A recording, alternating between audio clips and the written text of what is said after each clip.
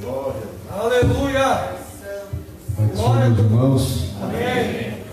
Tome assento. Obrigado. Quem aqui acha que a Uruçanguinha merece um som novo? Diga amém. Amém. Eu também acho. Acho não, tenho certeza. Os cantores que eu digam, né? Que coisa sofrida, né, gente? Cantar com som ruim é terrível, né? Pode falar que o som de vocês é ruim, tá, gente? Eles que falaram, tá? Falou assim, ouvido aqui, ó, debaixo da massa. Então. Brincadeiras à parte, que Deus abençoe as irmãs, principalmente vocês, que hoje é o dia das Mães. Eu falei com um amigo meu do Pará hoje, da Ilha do Marajó.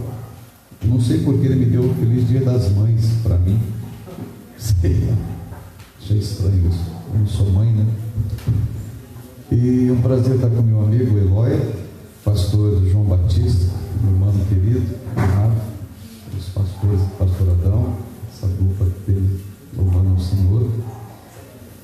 E a gente vai falar de missão nesta noite, de uma maneira branda, reflexiva, para que a gente possa sair daqui um pouco mais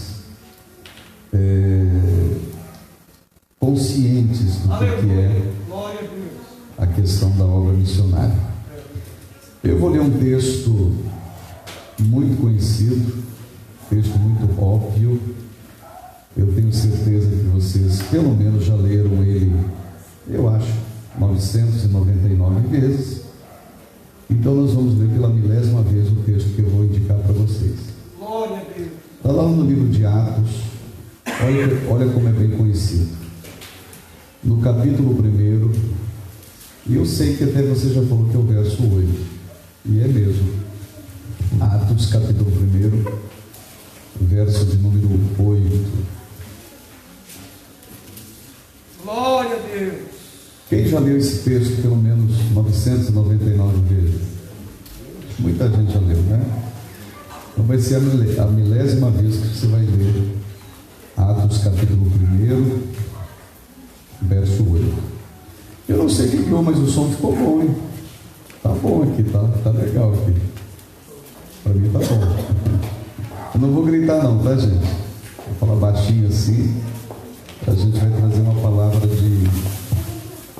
de reflexão sobre missões aos amados irmãos. Eu não vou passar do horário. 8:55, devolvo o microfone, tá, pastor João? 8:55. Mas vocês ficariam até meia-noite? Ficariam? Ficam só vocês então, se quiserem, tá? Caso desejem ficar, de repente, né, irmão Deus, que quer ficar até meia-noite, ele pode ficar, né? Quem desejar, tá? Acharam Atos 1:8? Está depois de João, tá? O verso 8 está antes do 9, depois do 7, está lá no meio, lá você não vai errar, tá certo? Está aqui atrás, gente. E eu com essa enrolação toda, e todo o tempo estava ali, tem até uma luminária ali para vocês não errarem. Mas recebereis poder ao descer sobre vós o Espírito Santo, e sereis minhas testemunhas, tanto em Jerusalém, como em toda a Judéia e Samaria, e até os confins da terra. Amém. Amém, meus amados? Amém. Glória a Deus. Não se ofenda com as verdades que eu tenho para dizer para vocês hoje, tá? Apesar que a verdade nunca ofende. Ela elucida e nos traslada do campo da prisão e nos traz uma plena libertação. Mas às vezes a gente fica um tanto quanto arredio quando verdades que a gente esqueceu ou finge que esqueceu há muito tempo, a gente não coloca ela em praticidade. E quando a gente fala de missão, eu acredito que um dos textos áureos da questão missionária, não tenho dúvida, é o livro de Atos, capítulo 1, verso de número 8. Agora tem um porém, eu acho que a gente está um tanto quanto se furtando da responsabilidade missionária que nós temos. Por quê? Porque essa palavra que eu li aqui, e sereis minhas testemunhas, a palavra testemunha, quando nós lemos ela na Bíblia, ela nos reporta a todos os mártires do passado. Porque em si, e traduzindo da língua original, a palavra testemunha que está aqui nas nossas versões portuguesas, ela significa justamente isto, mártir. É a palavra marturium, que a gente traduz com a palavra mártir. E a palavra mártir, se você buscar o significado dela, ela vai trazer a seguinte significação: pessoa que morre em defesa da sua fé. Então, quando a gente lê testemunha aqui, a Bíblia está nos fazendo uma lembrança de todas aquelas pessoas que morreram defendendo as suas convicções. Ela nos faz lembrar dos mártires do Coliseu, ela nos faz lembrar daqueles que morreram decapitados, queimados, cerrados ao meio, simplesmente pelo fato de serem cristãos e defenderem as suas convicções. Quando a gente lê essa palavra testemunha, a gente não deixa de lembrar, por exemplo, do ano 67 depois de Cristo, quando Nero era o imperador romano, e quando ele resolveu iluminar a praça de São Pedro, atualmente hoje, e nada mais nada menos é onde está construído o Vaticano, mas na época era a sua casa, o seu palácio, lá na capital do mundo da época, que era Roma. Ele resolveu iluminar, gravando várias estacas no pátio desse palácio, amarrando 275 corpos de cristãos em 275 estacas, betumando, é uma espécie de uma piche que altamente é inflamável, e colocando fogo nessas pessoas simplesmente porque eles eram cristãos. Aqui eles se tornaram testemunhas, se tornaram mártires. E o que chama a atenção, segundo a história de Nero, quando ele processa essa malignidade, é que esses cristãos que morreram nesta ocasião queimados para iluminar o pátio da sua casa, basicamente, a história nos diz que esses cristãos morreram cantando louvores a Deus. Em nenhum momento pediram livramento, em nenhum momento pediram para serem tirados dessas estacas, mas morrem glorificando o nome do Senhor. Quando a gente lê a palavra testemunha, que é mártir, a gente tem que se lembrar de um homem chamado Policarpo. Este homem foi apóstolo do apóstolo João. Ele foi pastor no ano 120 da igreja de Éfeso. A igreja de Éfeso foi fundada por Áquila e Priscila. Ela foi doutrinada pelo apóstolo Paulo. Ela foi pastoreada por Timóteo. Ela foi pastoreada pelo apóstolo João. E depois de João, quem assume essa igreja é um homem chamado Policarpo, na época dos pais da igreja.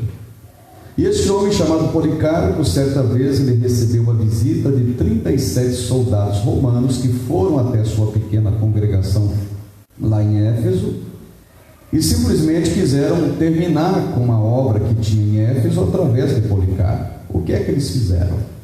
Eles colocaram uma cruz diante dessa igreja, amarraram Policarpo ao alto desta cruz, colocaram madeira seca embaixo, acenderam uma fogueira e diziam para ele: Policarpo, se você negar a Cristo, nós vamos te tirar dessa fogueira e dessa cruz.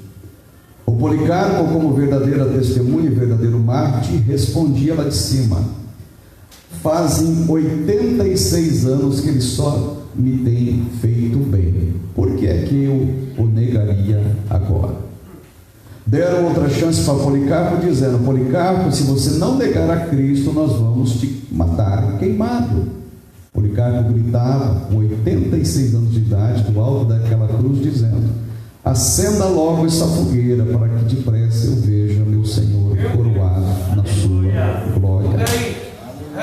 Ele era uma testemunha, ele era um mártir. É evidente que na nossa época, na minha época, eu não nasci na igreja, eu nasci no hospital, mas eu estou na igreja há 48 anos. Há 48 anos que eu estou nessa igreja que tem 110 anos, chamada Assembleia de Deus, que eu tive o privilégio de pregar no centenário dela, na cidade de Breu Branco, ali no Belém do Pará. Pois bem, comparando o que esses mártires passaram, comparando o bojo em que Jesus fala desse texto, a esse grupo de discípulos, antes de serem batizados com o Espírito Santo, no cenáculo, para fundar o movimento pentecostal. E Pentecostes não é só fogo caindo, não é só reteté, não é só você subindo pelas paredes, porque Pentecostes é festa da colheita. Então, quem é pentecostal, ele tem que gerar colheita, ele tem que trazer almas aos pés de Jesus. Mas confundiu-se o movimento pentecostal de anos para cá. Então, pensando nisso, nesses mártires, nessas testemunhas, e pensando no nosso contexto imediato como igreja agora, fala a verdade, confessa, nós servimos a Deus de forma muito mais folgada do que os primitivos cristãos. Hoje, qualquer coisinha que você fala com o indivíduo, ele faz bico, amarra o bode e já quer sair da igreja. Essa raça de crente não serve para ser testemunha e muito menos para ser mártir e para representar Jesus na essência do que é ser uma verdadeira testemunha. Então, desses mártires cristãos, em todas as verdades, em todos os caminhos que eles passavam, haviam verdades de Deus neles. Eles eram crentes de verdade. Eles eram crentes na terra, no ar, no mar, no fogo, na água. Em todos os lugares haviam verdades de Deus neles, porque eles eram testemunhas, indiferente do que passavam, indiferente do que eles sofriam, só queriam levar o evangelho adiante, o nome do Senhor ser glorificado na vida deles. Eram testemunhas, eram mártires. Hoje é diferente. Hoje parece que mudou tudo. A impressão que eu tenho, me parece que Deus é que tem nos agradado, e não nós temos que agradar a Deus. A impressão que eu tenho é que quando a gente até ora, o que a gente apresenta a Deus não é as nossas miserabilidades, mas é basicamente um pedido de supermercado para Deus. Parece que Deus está aqui na terra para nos servir, e não o contrário. Essa geração que nós estamos vivendo é a geração basicamente de menos mártires na essência dessa palavra.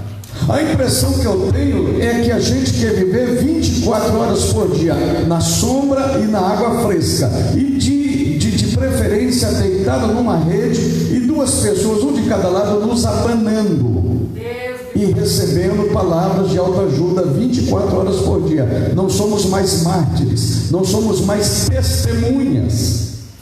Aquele negócio de pagar o preço pelo evangelho, possuir o reino de Deus por esforço, parece que só servia para os primitivos cristãos e não para nós nessa atualidade. Basicamente, a gente não quer pagar o preço de absolutamente nada. Eu não estou falando do preço da sua salvação, eu estou falando do preço da sua resignação em ser crente e representar Jesus de verdade. Porque o preço da salvação já foi pago, devidamente pago na cruz do Calvário. Para minha salvação eu não tenho que pagar absolutamente nada, mas o esforço de despovoar o inferno e povoar o céu não cabe a anjos, mas cabe a homens e mulheres como eu e como você. Se nós não fizermos, as pedras vão clamar em nosso lugar. Nós somos mártires. Deus de glória. Todos os discípulos, com exceção do apóstolo João, todos morreram martirizados sem negar o nome de Jesus. Paulo decapitado, Mateus arrastado pelas ruas de Alexandria. E o que é interessante, eles não negavam a Jesus por absolutamente nada. Hoje qualquer prato de miojo tira um cara da presença de Deus. Não é lentilhas, é miojo. Hoje qualquer vento de dificuldade já está nos arrancando dos pés do mestre. Irmãos, a luta nunca é para te matar. A luta sempre é para te firmar na presença dele. Porque luta de crente é bênção disfarçada. Se você entrou aqui passando por uma dificuldade, ela não tirará você da presença do seu Deus. Pelo contrário, ela vai te aproximar mais daquilo que é o caráter de Cristo e daquilo que é representar o seu Senhor Deus aqui nessa terra. Porque você foi chamado para ser mártir, foi chamado para ser testemunha. É aqui que eu te pego na retórica, a menos que você não tenha o Espírito Santo. A menos que você seja uma casca vazia nessa atualidade. A menos que você esteja mais seco do que o mês de março e há muito tempo não sente essa instrumentalidade introspectiva na tua alma, que é a presença do Espírito Santo. O Espírito Santo foi te dado não para você ficar se arrepiando na igreja. O Espírito Santo foi te dado não para você se emocionar na igreja. Aqui no texto, eu vou dar poder para vocês, eu vou dar dinamite para vocês, porque é a significância da palavra poder. Eu vou dar o Espírito Santo para vocês, não para vocês só ficar pulando em dois pezinhos. Eu não vou dar o Espírito Santo para vocês subir pelas paredes feito Peter Parker. Eu não vou dar o Espírito Santo para vocês fazerem aviãozinho tão somente na igreja. Fica à vontade se desejar. Mas o Espírito Santo foi dado para você. Olha só que paradoxo. Foi dado para você morrer em defesa da sua fé. O Espírito Santo foi dado para você para que você fique resiliente na hora da luta. O Espírito Santo foi dado para você, não porque você é bonzinho, não porque você é gente boa, não porque você é gente fina na igreja, não. Ele foi dado para você, para que você resista no dia mal. Se você está mal nesse dia, ele vai descer aqui nesta noite, vai penetrar a tua alma e vai te tirar dessa, para que o nome dele seja glorificado na sua e na minha vida. Agora você está na igreja, né? Interessante, né? Que você está na igreja, é cheio aqui. Você é o João da unção aqui, mas é o Virgulino Lampião lá fora, né? Você é o irmão Zezinho aqui, mas é o Zé Galinha lá fora, não é verdade? O Espírito Santo não é dado para nós, para a gente ter uma vida litúrgica apenas, dentro das quatro paredes sacras de um templo, não. O Espírito Santo é dado para nós, para que sejamos sal dessa terra e luz desse mundo. Então não é uma obra daqui de dentro lá fora, não. É uma obra lá de fora para aqui dentro. E se você entender porque o Espírito Santo está em você, você vai poder clamar e dizer: Araranguá não é do diabo, mas pertence ao nosso Deus e ao seu Cristo. Aleluia! Aleluia! É verdade. Louvado seja o nome do Senhor. Glória a Deus. A menos que você não queira ser testemunha. E o que é uma testemunha? A pessoa que viu e ouviu alguma coisa. Quando aquela dupla chamada Pedro e João, parece dupla sertaneja, foram levados diante do Sinédrio. O Sinédrio disse o seguinte: olha, eu quero que a partir de hoje vocês não digam mais absolutamente nada a respeito de Jesus. Aí os dois disseram: como é que a gente vai deixar de falar aquilo que nós temos visto e ouvido? Ou seja, nós somos testemunhas. Então o Espírito Santo é dado para vocês, igreja da Uruçanguinha.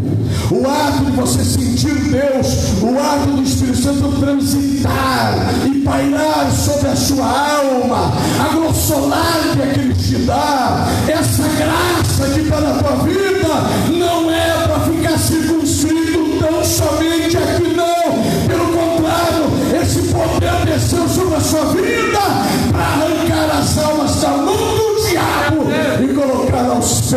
Jesus Cristo, nosso Senhor. É verdade. Aleluia. A menos que você não seja testemunha, a menos que você não seja mártir. Imagine os senhores, o que você passa, o que eu passo, é café pequeno. Imagine morrer queimado. Segundo a biologia, a pior morte que tem é a morte por fogo. Geralmente as pessoas que morrem queimadas levam em média 7 minutos para morrerem. O fogo tem que penetrar a epiderme para chegar nas veias, para a pessoa morrer basicamente não queimada, mas por asfixia e falta de circulação sanguínea. Mas as dores são cruéis, as dores são horripilantes. E teve crente que morreu queimado simplesmente porque eram crentes, e por causa deles, segundo John Wesley, eles eram uma sementeira da igreja. Morreram lá para que você estivesse aqui, morreram lá para que a Bíblia estivesse na palma das nossas mãos aqui nesta noite, e a gente deitado em berço esplêndido sem fazer absolutamente nada. Eu não vou entrar no contexto, na questão escatológica agora, mas infelizmente, irmão Adão, pastor João, irmão José, a maioria dos crentes atuais, eles terão que passar pela grande tribulação. Sabe por quê? A igreja não vai para lá, mas muitos crentes irão. Por quê? Para se converterem de verdade. Sombra e água fresca não converte ninguém, gente. Passar aqueles momentos só de alegria, só as pessoas te agradando, te bajulando, te aceitando, isso não gera conversões genuínas. Está provado pela história, pela Bíblia. O que nos aproxima de Deus é as dificuldades. É por isso que ele falou: no mundo vocês vão ter aflições, mas tenham um bom ânimo, eu já venci o mundo. É por isso que a luta, ela te aproxima de Deus e te deixa mais pertinho dele, crente. Louvado seja o nome de Jesus. Mas a gente não quer isso, né? A gente foge disso, a gente quer estar longe disso. Eu não estou pregando aqui uma mensagem sadomasoquista, não é o caso, mas eu estou te convidando com a ajuda de Deus para ser uma testemunha, e testemunha verdadeira, ela vai passar por lutas, mas como diz o hino, depois dessa batalha, Ele vai te coroar em nome de Jesus. Aleluia. Pastor, eu não quero luta e nem dificuldade na minha vida, então deixa eu adaptar o evangelho para você. Vou adaptar para você agora, especialmente para você. Essa aqui é para quem não quer dificuldade. Quer vir após mim? Quero. Então não negue-se a si mesmo e tome aqui uma caixa de bombom. Quer vir após mim? Quero. Então não negue-se a si mesmo e tome aqui um buquê de flor. Orquídeas selvagens para você. Evangelho não é isso. Evangelho é o seguinte: quer vir após mim? Quero. Então negue-se a si mesmo e tome o quê? Tome o quê, gente? Cruz. Evangelho da renúncia é cruz. Interessante que lá na cruz você é crucificado de pés e mãos. Na cruz, se você está nela, você não vai para qualquer lugar, seus pés estão pregados. Na cruz, se você está nela, as suas mãos estão pregadas. Você não faz qualquer coisa com as suas mãos, porque elas estão pregadas. Na cruz, se você está nela, crucificado com Jesus, você não tem condição nem de olhar para trás, porque a Bíblia diz que aquele que toma o arado, se ele olhar para trás, ele não é digno de mim. Na cruz, se você está nela, você só consegue olhar para frente. E se morrer nela, fica tranquilo, vai ressuscitar em nome de Jesus. Então o evangelho é cruz. E Pedro, interessante, olha só que interessante, o Pedro ouviu isso daqui. Pedro, você vai receber poder para que você seja testemunha. Quer que eu morra, Senhor? É isso mesmo. E o Pedro foi crucificado, segundo a história, no ano 66 depois de Cristo. Sabe como ele foi crucificado, esse mártir, essa testemunha? De cabeça para baixo, segundo a história. A história nos diz que pregaram Pedro numa cruz, ele normal, de cabeça para cima. E o Pedro começou a se movimentar na cruz e dizer: eu quero fazer um pedido, último pedido antes da minha morte. E os soldados romanos, segundo a história, perguntaram: qual é o seu último pedido? Pedro, você vai morrer nessa cruz. Pois bem, eu tenho o último pedido. Eu não sou digno de morrer da mesma forma que o meu Senhor morreu. Eu quero ser crucificado, mas por favor, último pedido, me crucifiquem de cabeça para baixo, porque eu não sou digno de morrer da mesma forma que o meu Senhor morreu. O que é isso? Mártir. O que é isso? Testemunha. O que é isso? Derramar o seu próprio sangue em favor daquilo que ele crê, em favor daquilo que ele acredita. Por que é que eu estou pregando dessa forma nesta noite? Porque o Espírito Santo me trouxe aqui.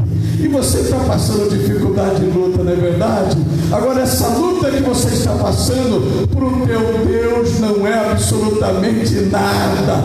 Ele vai entrar com providência na sua vida. E só para provar para você que crente fiel também passa por dificuldades, mas em todas elas o teu Deus vai estar com você e vai passar contigo em nome de Jesus. Somente aqueles que trouxeram glória a Deus, solte ele nesta noite. Em nome de Jesus. Eles eram mártires, eles eram testemunhas. Todos os discípulos morreram martirizados, com exceção do apóstolo João. Olha que coisa interessante. O apóstolo João, no ano 98 depois de Jesus, ele é preso lá na igreja de Éfeso. Pegam ele e colocam ele num barco e levam ele a 80 quilômetros da costa de Éfeso, numa pequena ilha que tem até hoje lá, chamada Ilha de Patmos. E a ordem era o seguinte: matem esse velho queimado dentro de um tacho de azeite quente. Para pensar, um senhor de idade colocado dentro de um tacho de azeite quente. E a história nos conta que colocaram João dentro do tacho de azeite quente, um tacho que tinha quase 250 litros, que dava até o pescoço da pessoa que era jogado lá dentro desse tacho de azeite. E colocaram João lá, esperaram 1 minuto, ele não gritava e não fazia nada. Esperaram 2 minutos, ele não gritava e não fazia nada. Esperaram 3 minutos, ele não gritava e não fazia nada. Vocês não estão glorificando por quê? Esperaram 4 minutos, ele não gritava e não fazia nada. Pois bem, esperaram 10 minutos, o velho estava lá dentro. Parece que o azeite congelou com a presença do velho que estava lá dentro. Ele não gritava e não fazia nada. É por isso que tiraram João de dentro do tacho de azeite, e a partir daquele momento o administrador de Patmos disse o seguinte: esse velho deve ter parte com algum Deus, então vamos fazer o seguinte, não vamos mais deixá-lo dentro da sua cadeia, mas vamos deixar ele transitar em qualquer lugar de Patmos que ele quiser. É por isso que Deus tomou providência. Ele congela o azeite para que João não fique preso, para que possa transitar em Patmos e receber a última revelação da Bíblia, que é o livro do Apocalipse. O teu Deus está na hora da luta com você, testemunha. O teu Deus está na hora da luta com você, mártir. Creia na presença do teu Deus na luta, mas faça a obra, anuncia, diga que Jesus vai voltar. Você foi chamado para ser um mártir. Quem tem a presença do Espírito Santo na vida aqui? Quem tem? Quem tem? Se você quiser levantar a mão assim como eu estou fazendo, você tem, só para testificar se você tem. Eu sei que você tem.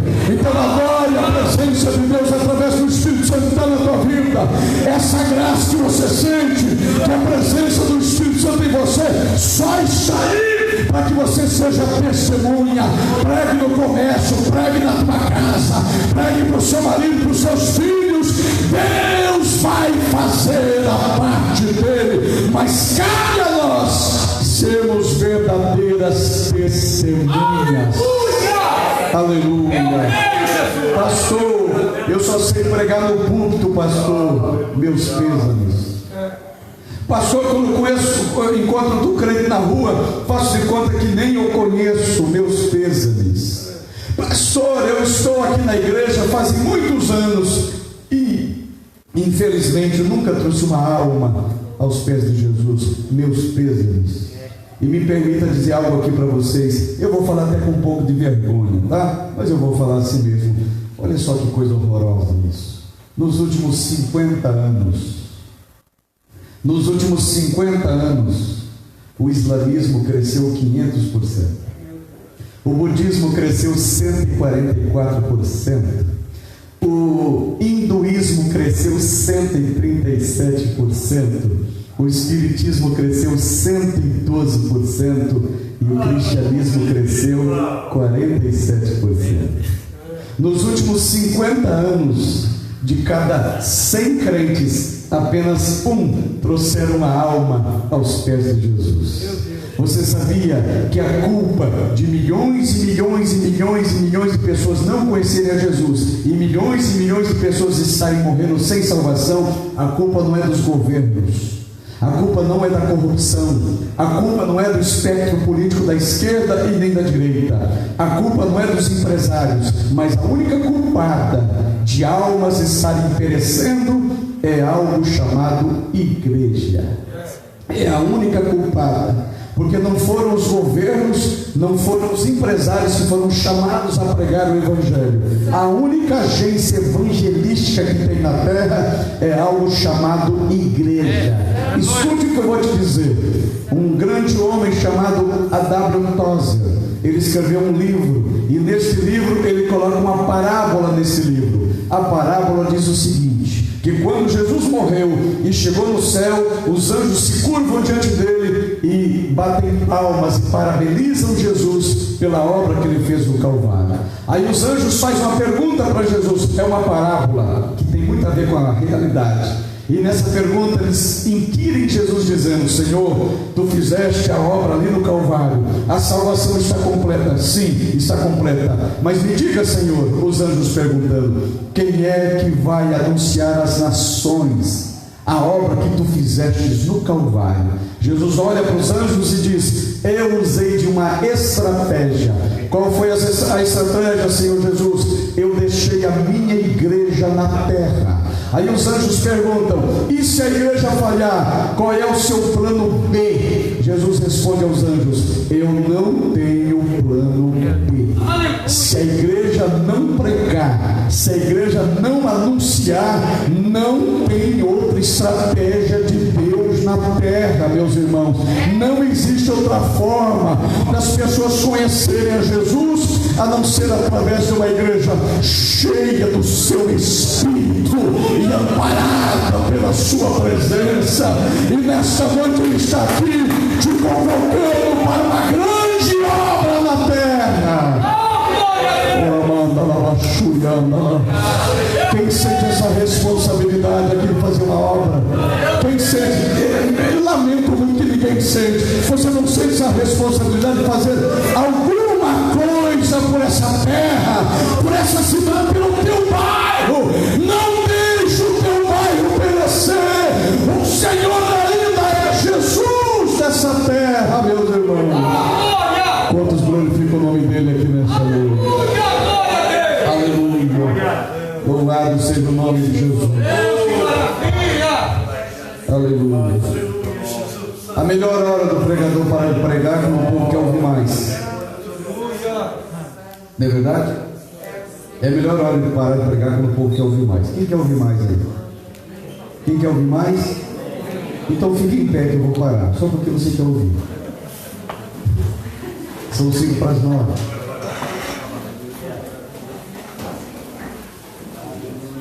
Espírito Santo de Deus. Glória, aleluia. Glória a Deus. Aleluia. Glória a Jesus. Deus de poder. Mas recebereis o Espírito Santo, que há de vir sobre vós, para ser o que mesmo? Para ser o que mesmo, gente? Para ser o quê? Testemunha, não é testemunha, tá? É testemunha. Ô pastor, eu tenho o Espírito Santo, mas não faz nada, né? Nunca convidou ninguém nem para vir para a igreja, né? Nem deixou uma frase no Facebook, não é verdade? Olha aí. Aí tem gente que pensa que o Espírito Santo é um penduricalho, é só um enfeite que Jesus deu para a igreja. Não, Ele deu o seu Espírito para que a gente o anuncie, para que a gente fale dele. E quando você anunciar no poder do Espírito, o resto Ele vai fazer. Cabe a nós dizermos que Jesus salva, que Jesus cura, que Jesus batiza, que Jesus vai voltar. A missão da igreja é anunciar as suas virtudes. Aleluia. Glória a Deus. É para fazer um apelo. Eu vou fazer um apelo. Não pode ter um aglomero aqui na frente, né? Não, melhor não, né? Aleluia. Louvado seja o nome do Senhor. Existe alguém que quer aceitar Jesus nesta noite? Você não é crente? Eu sei que minha proposta de evangelho hoje não foi muito boa, não foi muito palatável, né? Eu mostrei o lado do sofrimento, partes, é claro, né? Mas aceitar Jesus é ter os pecados perdoados. Aceitar Jesus é ter o nome inserido no livro da vida. Aleluia. Aceitar Jesus é ser habitado pelo seu Espírito. Aceitar a Jesus é ter certeza que um dia Ele vai nos tirar dessa terra em algo glorioso que a gente chama de arrebatamento da igreja. Se tem alguém entre nós que deseja aceitar a Jesus, se desejar se mover do seu lugar, eu tenho tempo ainda. Eu oro por você nesta noite e o Senhor realizará a sua obra. O pastor João me autorizou. Aleluia. Você tem o Espírito Santo, né? Você tem, né? Eu sei que você tem. Eu sei que você tem. Você quer anunciar Jesus mais e mais a partir de hoje? Igreja do Senhor. Você deseja fazer isso mais e mais a partir de hoje? Se for para brincadeira, nem eu convido, tá? Se for para brincadeira, nem eu convido. Mas eu pergunto para a igreja: vocês querem anunciar Jesus mais e mais a partir de hoje? Vocês querem, igreja do Senhor? Querem? Eu queria que vocês viessem à frente aqui. O pastor João me autorizou. Eu quero fazer uma breve oração com vocês. A menos que o Senhor não tenha falado absolutamente. É sério isso? É sério? Ele quer se reconciliar? Está sóbrio? Está sóbrio? Tá? Hã? É? Como você pode fazer? Como você pode fazer? Amém. Vai te libertar. Os irmãos que estão aqui querem anunciar mais de Jesus a partir de hoje? Sai do seu lugar. Me permita orar por você nesta noite. A menos que o Senhor não tenha falado contigo. Se Ele não tiver falado contigo, pode ficar no banco. Eu não tenho problema nenhum de ninguém vir para frente, tá, gente? Nenhum problema, tá? Eu vou entender que eu tenho que orar mais, tenho que buscar mais, porque parece que Deus não está falando com ninguém através da minha vida. Mas se você sente que Ele falou com você, que Ele te tocou nesta noite, que você precisa fazer mais para esta obra, que você precisa anunciar mais ao Senhor, eu quero orar por você nesta noite, em nome de Jesus. Não tem ninguém? Ok, vou orar por esse Senhor aqui. Amado Jesus, aqui está essa alma, Pai. Essa alma preciosa que foi comprada pelo Teu sangue, Senhor. Que Teu Espírito o ajude nesta noite. Lhe dê graça à sua vida nesta noite. Perdoa os seus pecados. Escreve o seu nome no livro da vida. Espírito Santo, o ajude a sair dessa vida de vícios, essa vida, Senhor Deus, de drogas, de álcool, essa vida devassa, profana, Pai. Que o Teu Espírito Santo o ajude nesta noite. Coloque pessoas do lado dele para o ajudá-lo, e que a partir de hoje ele se torne uma nova criatura. Eu oro em nome de Jesus. Amém, amém. E amém. Já que na minha mensagem Deus não falou com vocês, eu recomendo, leia os 28 livros, 28 capítulos de Atos. Pode ser que Deus tenha falado com vocês, e eu vou orar mais. Quem sabe no próximo culto Deus, através de mim, vai falar com vocês. Amém. Amém. As crianças